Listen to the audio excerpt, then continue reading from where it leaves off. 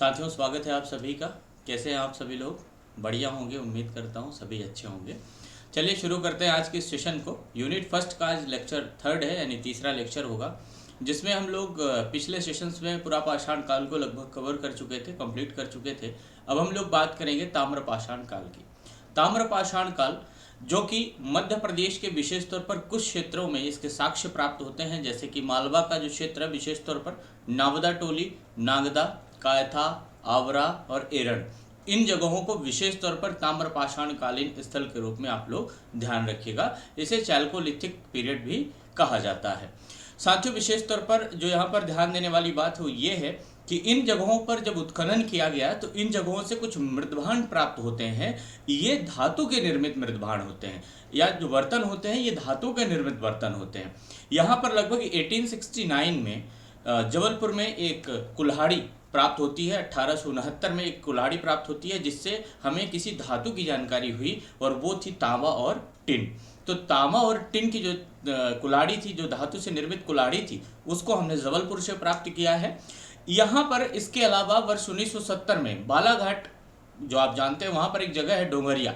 डोंगरिया में यहाँ पर जो ग्रामीण है, यहाँ के जो स्थानीय लोग हैं, उनके द्वारा तांबे के उपकरण और कुछ चांदी के आभूषण प्राप्त किए थे यहाँ पर। इसी कारण हम इसको ताम्र पाषाण कालीन स्थल के रूप में जानते हैं, क्योंकि तांबे का जो प्रयोग था वो सबसे पहले किया गया, और तांबे के जो साक्ष्य वो इन विशेष क्षेत्रों से प्राप्त हो रहे हैं। इसी कारण से इन क्षेत्रों को हम ताम्र पाषाण कालीन स्थल के रूप में जानते हैं। आप नोट करिएगा, ताम्र पाषाण कालीन स्थल, और इन जगहों के नाम रखिएगा। अगर आपको ज़्यादा डिटेल रखना है, क्योंकि मैं तो इतना कुछ आपको पढ़ाऊंगा कि एक क्वेश्चन बाहर से नहीं आ सकता। अगर ईयर पूछेगा, खोजकर्ता पूछेगा, संख्या पूछेगा, सब कुछ हमारे पास है, लेकिन आपको सिर्फ शॉर्ट में नोट्स बनाने हैं, यानी ताम्र पाषाण कालीन स्थल, उनके नाम और कुछ विशेष प्राप्त हुआ है तो उसका भी उल्लेख आपको वहां पर करना होगा। ये जो फोटो देख रहे हैं आप, ये एक तो सती प्रथा का उल्लेख आपको दिख रहा है, ये जो एरण में मिला है सती प्रथा का उल्लेख। इसके नीचे एरण के ही वराह प्रतिमा देख सकते हैं और विष्णु जी की प्रतिमा देख सकते हैं। ये सभी एरण से प्राप्त जो हमें शिलालेख हैं, जो अवशेष हैं, वो हम यहाँ पर आपको दिखा रहे हैं। इसके बाद अगर हम आगे चलें, थोड़ा सा आगे अगर हम बात करें, तो मध्य प्रदेश में नावदा टोली जगह बहुत प्रसिद्ध है, और ये मालवा की जो ताम्र पाषाणिक संस्कृति है उसके लिए विशेष तौर पर यह स्थान जाना जाता है। दो जगहों का नाम हमें याद रखना होगा मालवा की ताम्र पाषाण कालीन संस्कृति के संदर्भ में। कौन कौन से नाम होंगे? पहला है नावदा टोली और वही महेश्वर है। यहाँ से जो उत्खनन हुआ है, यहाँ से मुख्य रूप से जो उत्खनन से जो चीज़ें निकल कर आई हैं, उनसे ताम्र पाषाणिक सभ्यता के बारे में हमें जानकारी होती है। साथियों, नावदा टोली ताम्र पाषाणिक संस्कृति के रूप में जब हम इसको व्यक्त करते हैं या बताते हैं, तो इससे स्पष्ट होता है कि यहाँ से किसी न किसी रूप में तांबे से निर्मित कोई वस्तु हमें प्राप्त हुई होगी। इसी कारण इसे ताम्र पाषाणिक संस्कृति के रूप में जाना जाता है। नावदा टोली जो है वो नर्मदा नदी के ऊपरी तट में स्थित है। महेश्वर जो है वो नर्मदा नदी के दक्षिणी तट पर स्थित है। ये भी आपको ध्यान रखना होगा। इस संस्कृति के अन्य जो स्थल बताए गए हैं, मालवा के ताम्र पाषाण कालीन जो स्थल हैं, उनकी जो अन्य जानकारी मिलती है वो मैं आपको बताता हूँ। मेनली आप नावदा टोली और महेश्वर का नाम याद रखिएगा, खरगोन वाले नाम आपको याद रखने हैं। नागदा हो गया, एरण हो गया, कायथा हो गया, मनोती हो गया, इनाम गांव हो गया। इस संस्कृति से संबंधित स्थलों के उत्खनन एवं सर्वेक्षण का जो मुख्य श्रेय दिया जाता है वो एच.डी. शांकलिया जो कि दिया जाता है। एच.डी. शांकलिया जी जो कि एक कॉलेज के संचालक भी हैं, भूगर्भवेत्ता भी हैं। साथियों, मेन जो इस जगह पर आप देख रहे हैं, नागदा एक जगह है जो कि उज्जैन के अंतर्गत आती है। नाग राज यज्ञ कराया गया था, एक राजा के द्वारा नागों का या सर्पों का यहाँ पर दहन करवाया गया था। ये इतिहास इसके नाम के पीछे मिलता है कि यहाँ पर नागराज यज्ञ हुआ था या सर्पों का यज्ञ हुआ था। इसी कारण से इसका नाम नागदाह कर दिया गया या नागदा कर दिया गया है। क्लियर है? एरण, कायथा, मनोती, इनाम गांव, ये कौन से स्थल हैं? ये ताम्र पाषाण कालीन स्थल है मध्य प्रदेश के। साथियों, इस संस्कृति का जो प्रमुख केंद्र माना जाता है कपित्थ या जिसको हम कायथा कहते हैं, वो उज्जैन के अंतर्गत ही आता है। वी.एस. वागड़कर जी ने इसको खोजा भी था। तो इस संस्कृति का मुख्य जो सेंटर माना गया है वो कायथा को माना गया है, जो कि उज्जैन के पास है। और ये किस नदी के तट पर है ये भी ध्यान रखना होगा, काली सिंध नदी के तट पर है। ठीक है, इसकी खोज की गई थी 1964 में वी.एस. वागड़कर जी के द्वारा। और मालवा के विभिन्न स्थलों से जो भूरे रंग के मृदभांड प्राप्त होते हैं, मिट्टी के बने जो बर्तन प्राप्त होते हैं, इन मृदभांडों का जो परिष्करण किया गया था या अलंकरण किया गया था, इनके ऊपरी आरेख एवं चिपकावा विधि द्वारा काले और गुलाबी रंग का प्रयोग यहाँ पर हमें देखने को मिलता है। इन मृदभांडों में कलर याद नहीं रखना है, जगह याद रखिए, काय था 1964 याद रखिए, और ताम्र पाषाण कालीन स्थल के रूप में आप इसको नोट करके रखिए। मालवा में मृदभांड परंपरा कहा गया इसको, किसको? ये जो ऊपरी आरेख और चिपकावा विधि के द्वारा काले और गुलाबी रंग के जो मृदभांडों में जो चित्रकारी की गई थी, इसी को मालवा में मृदभांड परंपरा के रूप में जाना गया था। तो ध्यान रखिएगा, मृदभांड परंपरा कहाँ से संबंधित है? ये मालवा, उज्जैन या ताम्रपाषाण कालीन संस्कृति से संबंधित है। साथियों, आगे अगर हम देखें तो इस संस्कृति का ही नहीं अपितु तो इसके आगे और इसके पीछे दोनों ही संस्कृतियों का जो मूल आधार माना गया है वो ग्राम प्रधान यानी आर्थिक आधार जो है वो ग्राम प्रधान है, यानी कि कृषि प्रधान है। क्योंकि इन लोगों के द्वारा मुख्य रूप से या इस समय के लोगों के द्वारा प्रमुख रूप से कृषि कार्य और पशुपालन किया जाता था। तो कृषि और पशुपालन पर ही पूरा जो इनका आर्थिक अर्थव्यवस्था थी वो निर्भर करती थी। साथियों, यहाँ पर जो ये क्षेत्र है विशेष तौर पर कायथा वाला या ताम्रपाषाण कालीन स्थल जो है, इसका जो समय काल निर्धारित किया जाता है वो 1000 ईसा पूर्व से 500 ईसा पूर्व तक का बताया जाता है। किंतु अगर हम वास्तविक रूप से रेडियो कार्बन पद्धति या C14 पद्धति के बारे में हम बात करें तो इसके अनुसार 1700 से 1200 ईसा पूर्व तक का यह समय काल बताया जाता है। थोड़ा बहुत ध्यान रखने की आवश्यकता है, बहुत ज़्यादा ये समय याद रखने की भी जरूरत नहीं होती है। ये जगहों का नाम याद रखिए और कहाँ से किसके द्वारा क्या खोजा गया है और क्या प्राप्त किया गया है, ये जानकारी आपको रखनी होगी। आवरा की बात हम कर लेंगे, मंदसौर के अंतर्गत आता है। मंदसौर जिले के अंतर्गत जो आवरा है, यहीं पर एक चंदवासा जगह है, गांव है। यहाँ एक ताम्रपाषाणी स्थल के रूप में इसको हम लोग जानते हैं। ये वर्ष 1960-61 में, क्योंकि मंदसौर से एक बात मुझे और याद आ रही है, अगर मैं गलत नहीं हूँ तो आप याद मुझे करेक्ट करिएगा, गांधी सागर जो डैम है उसको भी 1960 में बनाया गया था। कहाँ पर? तो यहीं पर बनाया गया था, चंबल नदी पर बनाया गया था। वहीं से आप इसको रिलेट कर सकते हैं। मंदसौर की चंदवासा जो कि ताम्रपाषाणी स्थल है, ये 1960-61 में HV त्रिवेदी जी के निर्देशन में चंबल नदी के पास मिले टीले के उत्खनन के द्वारा यहाँ से कुछ ताम्रपाषाणी जो पाषाणकालीन जो अवशेष है या उपकरण है वो प्राप्त किए गए हैं। यह ताम्रपाषाण से लेकर गुप्त काल तक के साक्ष्य प्रदान करता है। कौन? यही आवरा। ये देखिए यहाँ पर ये जो कुछ साक्ष्य आपको देखने को मिल रहे होंगे, उत्खनन का जो कार्य किया जा रहा है, और इधर आप देख रहे होंगे कुछ नुकीले औजार हमें देखने को मिलते हैं, कुछ जीवाश्मों के अवशेष हमें देखने को मिलते हैं।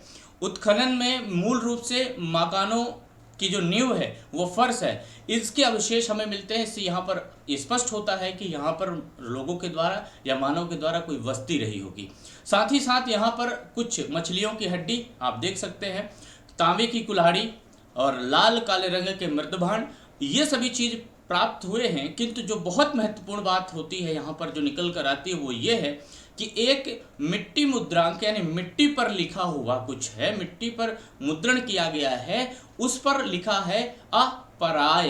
अपराय से ये स्पष्ट होता है या हमारे इतिहासकारों ने ये माना है कि इसका जो अपराय नाम लिखा है ये आवरा का प्राचीन नाम रहा होगा। तो कई बार प्राचीन नाम पूछे गए हैं, कई ऐतिहासिक स्थलों के प्राचीन नाम पूछे गए हैं। कपित्थ जैसे कायथा है और काकनाथ बोट है अपना सांची। इसी तरह से आवरा का जो नाम याद रखना है वो अपरा नाम याद रखिएगा। ये भी हो सकता है परीक्षा में किसी न किसी रूप में पूछ लिया जाए। साथियों, इसके बाद जब हम आगे बढ़ेंगे तो डांग वाला एक जगह है जो कि उज्जैन के अंतर्गत आती है।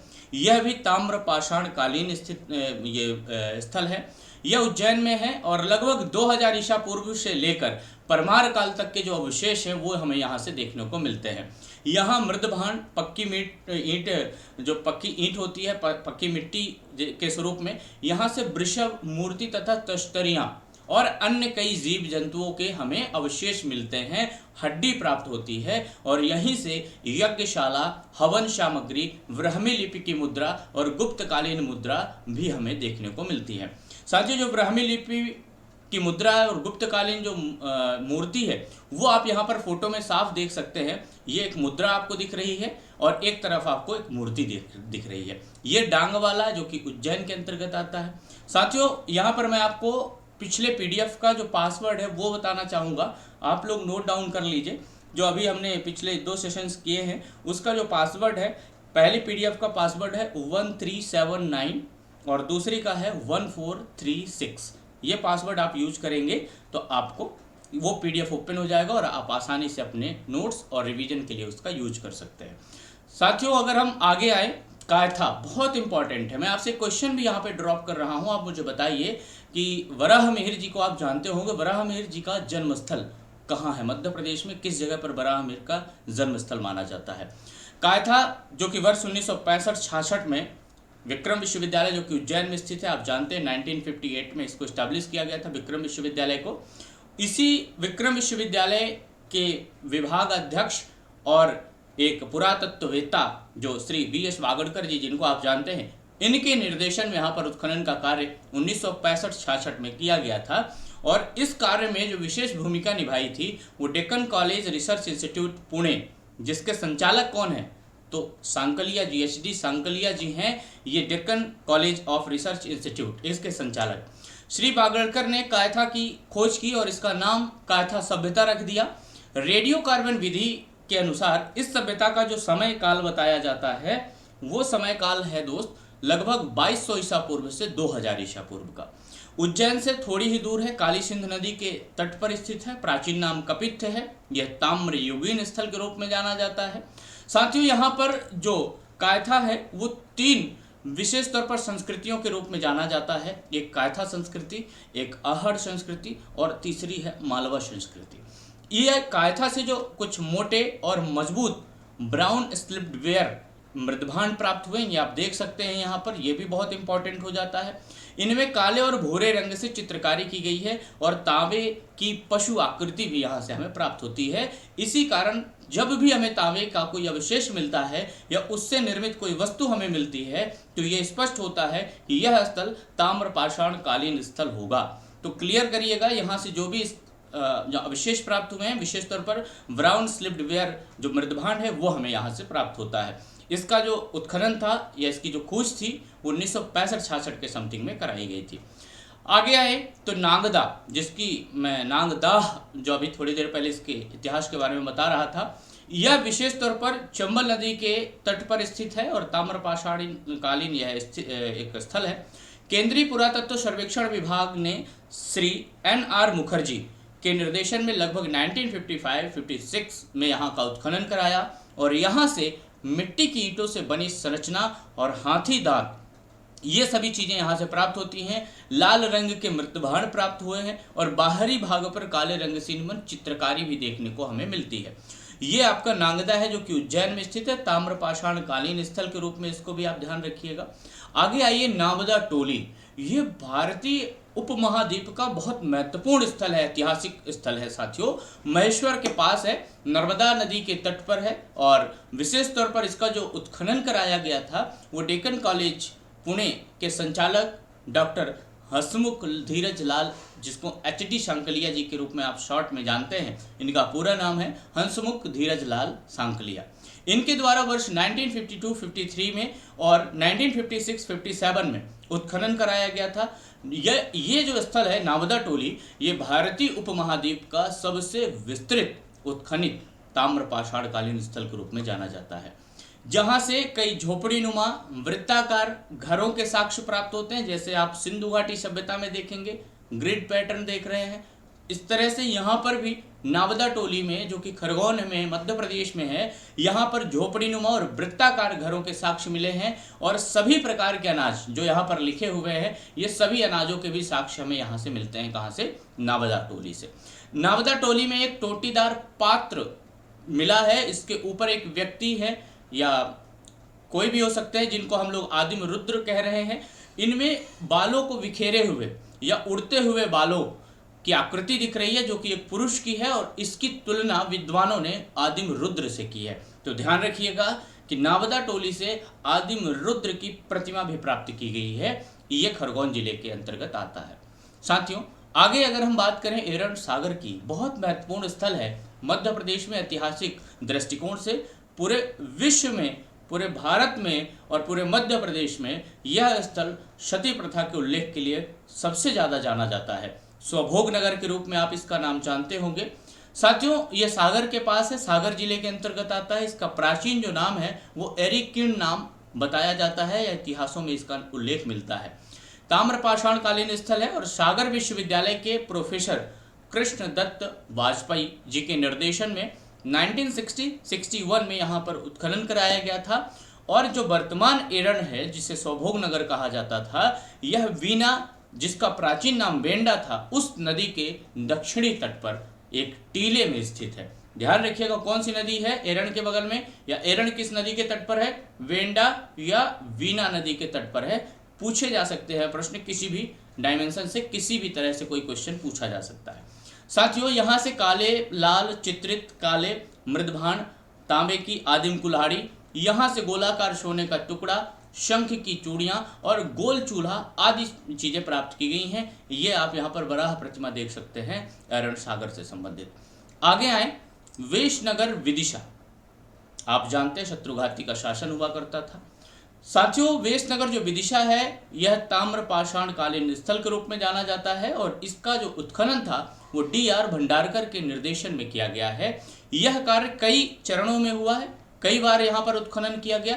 सबसे पहले या प्रथम बार जो उत्खनन हुआ था वो 1910 में हुआ था, फिर 1913 से 15 के बीच में हुआ और फिर फाइनली 1965 से 66 के बीच में हुआ था। भविष्य में भी हो सकता है, लेकिन अभी तक जो जानकारी है वो इतनी ही है। साथियों, पहली बार 1910 में हुआ था श्री H.H. लेक के निर्देशन में। और खाम बाबा के आसपास, खाम बाबा आप जानते हैं जो कि जो हमारा हेलियोडोरस है, जिसे ये आप देख रहे हैं भागभद्र शासक के समकालीन आप जाना जाता है उसको, एंटियल किट्स का जो राजदूत था वो आया हुआ था। साथियों, इसमें खाम बाबा के आसपास की टीलों का उत्खनन हुआ और यहाँ से हमें कुछ साक्ष्य मिलते हैं जो कि ताम्रपाषाण काल से संबंधित है। विशेष तौर पर एक और बात याद रखिए, इसी में एक महापाषाण युग के रूप में, जिसे हम लौह युग कहते हैं, ये भी आपको ध्यान रखना होगा। इसके लिए जो विशेष क्षेत्र पाए गए हैं या जाने जाते हैं, बताए जाते हैं, वो है भिंड, मुरैना, ग्वालियर और सिवनी। इन क्षेत्रों को हम लोग महापाषाण युगीन या लौह युगीन कहते हैं। एक बात और आपको बता रहा हूँ, इसको आप PDF में नहीं अपने नोट्स में नोट डाउन करिए। महापाषाण जो आप देख पा रहे हैं, महापाषाण संस्कृति, महापाषाण संस्कृति को मेगालिथ कहा जाता है। ये भी आपको ध्यान रखना होगा। कुछ और चीज़ें आप याद रख सकते हैं, लिख सकते हैं, लिख लीजिए। अगर भिंड मुरैना से कोई क्षेत्र लिखना है तो एक मुरैना से लिखी छात्र या लिखी रात्र, ये शैल चित्र बहुत प्रसिद्ध है, बहुत पूछा जाता है। मंदसौर से पसैवा, मनोटी, मौड़ी, ये जगह याद रखिए, ये भी आपसे पूछा जा सकता है। और एक इम्पॉर्टेंट बात और, कई बार हमने MCQ में कराया है, लेकिन आप इसको भी नोट डाउन रखिए। पेरिप्लस ऑफ इरिथ्रियन सी जो एक बुक है, इसमें जो उज्जैन का नाम है वो ओजीनी नाम मिलता है। ये भी प्रश्न कई बार परीक्षाओं में पूछा गया है, विभिन्न परीक्षाओं में पूछा गया है। साथियों, आज के लिए इतना ही। आगे आने वाले सेशंस में हम लोग वैदिक पीरियड, महाजनपद को अब डिस्कस करेंगे और हो सकता है कि कल वैदिक पीरियड और महाजनपद को भी मैं फिनिश कर दूं। बहुत शॉर्ट में और बहुत इंपॉर्टेंट यानी एग्जाम ओरिएंटेड कंटेंट आपको दे रहा हूं। किसी भी तरह का समय ज़्यादा नहीं लगना चाहिए, आपको भी कम समय में ज़्यादा चीज़ें ग्रिप करनी है, अपने अंदर ले जानी है यानी याद करनी है। Thank you so much. मिलता हूँ नेक्स्ट सेशन में कल। Thank you so much.